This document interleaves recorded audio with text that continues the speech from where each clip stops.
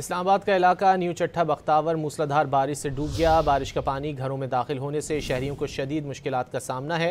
NDMA ने चट्टा बख्तावर में रेस्क्यू ऑपरेशन शुरू कर दिया है। मजीद जानेंगे डॉन न्यूज़ के नुमाइंदे ताहिर नसीर से। ताहिर, क्या तफसीलात हैं रेस्क्यू ऑपरेशन की?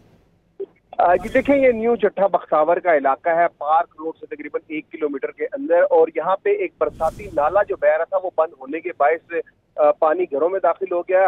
अहले इलाकों को शदीद परेशानी का सामना है, जिसके बाद रेस्क्यू ऑपरेशन शुरू किया गया और घरों में जो महसूर लोग हैं उनको घरों से निकाला जा रहा है। शीरख्वार बच्चों को निकाला जा रहा है। अभी भी रेस्क्यू ऑपरेशन जारी है और नाले की सफाई ना होने की वजह से बारिशी पानी घरों में दाखिल हो चुका है। सुबह सवेरे मूसलाधार बारिश हुई है, उसके बाद जो है वो नालों की सफाई भी ना की जा सकी, तो पानी अभी भी घरों में दाखिल हो रहा है। और यहाँ पे जो CDA के एहलकार हैं, जो रेस्क्यू ऑपरेशन है वो अभी जारी है और जो घरों में महसूर लोग हैं उनको महफूज मकाम पर मुंतकिल करने का अमल शुरू हो चुका है। बहुत शुक्रिया ताहिर नसीर इन तफसीलात के लिए।